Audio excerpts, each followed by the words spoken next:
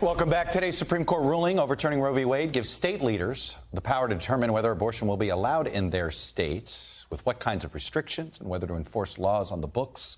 Ruling could shake up races for governor, attorneys general, and other statewide and local offices this November. And while some states are expected to enact more restrictions, there are states that currently protect abortion rights, and they are now preparing for an influx of out-of-state residents seeking abortions. Joined now by two Democratic officials that are trying to protect abortion rights in their states. One is the governor of Illinois, J.B. Pritzker, who has already announced a plan to call a special legislative session in order to strengthen the state's abortion protections. And I'll be speaking with, after the governor, Michigan's Attorney General Dana Nessel, who says she will not enforce the 1931 Michigan ban. The question is, what happens if others decide to do it? We'll get a lot more, hopefully, answers to those questions as well. But let me start with you, Governor Pritzker. Let's start with what it is that you believe the state of Illinois needs to do to add protections. Is this about enshrining it in the state constitution? What is it that you're seeking the legislature to do? So the first thing I can tell you is that we got rid of our trigger laws a few years ago. We have terrific women legislators in Illinois who led the fight, and I've been their ally in that. We also passed the Reproductive Health Act back in 2019 when I first became governor. We have more that we need to do. First of all, we have enshrined into law in Illinois that women have their reproductive rights guaranteed, but we're seeing tens of thousands, potentially, of women coming from states all around us. Nearly everyone has a trigger law, and today it's illegal in their states.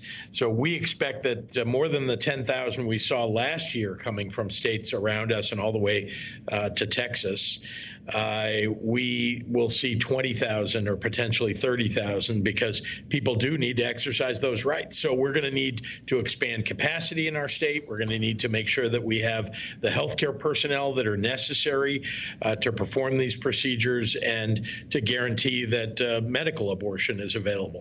Yeah, I want to put up you talked about the different out of states. You guys have tracked this by state, and this is in 2020. It was Missouri, where you had the most people going across state lines, and you only had a trickle from Wisconsin and Michigan. Obviously, those are two places where we could have trigger laws. So you're at 20,000 now. What's your expectation, double or triple, that you have to prepare for? Well, we're going to prepare for as many as we need to. And again, capacity means personnel, and it means space. We have more than 90 clinics across the state. Some are right on the borders and prepared to take the influx. Some need more capacity. Chicago, of course, butts up against Indiana, where they're about to pass laws to make abortion illegal entirely. We have a lot to do here to make sure that we're protecting the women in our state, but we've done a lot in that regard. But now it's about making sure that we're protecting rights for people all over the country. There may be some people that come into the state that need access to abortion but can't afford it. Can you afford to pay for this as a state? There are private organizations and foundations that have helped people do that. We've been supporting the logistics operations for people coming from out of state so they can find a place to stay, they can get a meal if they need one, and get the support that they need to get the procedure that they want. But we're not looking to pay for out-of-state people coming to Illinois to exercise those rights, but we are looking to support the organizations that are providing those, supports, and that includes especially the providers themselves. Take a step back. Look, you're somebody you're running for re-election. You're a state leader, pretty large state. Who knows? Maybe you decide to run for something higher than that.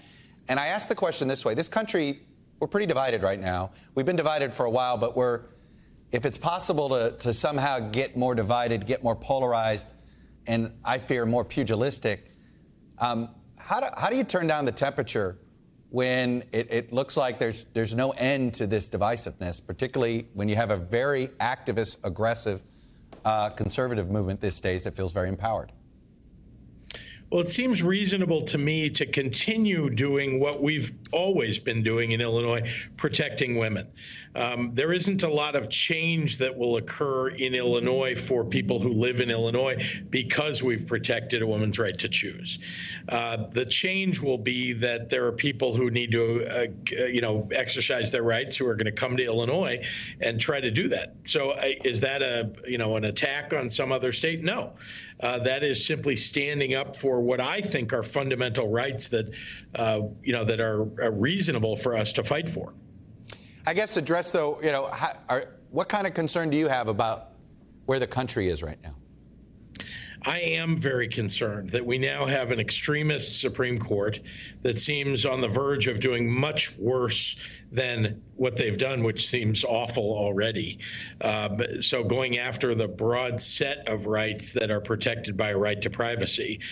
Imagine if we went back to a day when, in order to get birth control, a woman would have to ask her husband for permission. Or imagine if a young woman who's got a career would like to get birth control but can't because it's outlawed in her state. So these are, I cannot imagine. I'm 57 years old. I could not imagine that we would see rights contracting in our country and not expanding.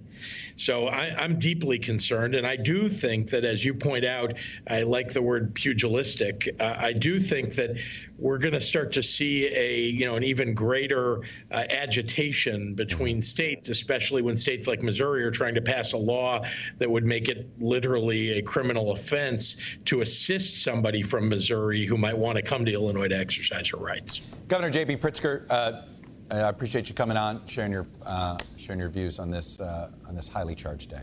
Thank you, Governor. Thank you. Thanks for watching our YouTube channel. Follow today's top stories and breaking news by downloading the NBC News app.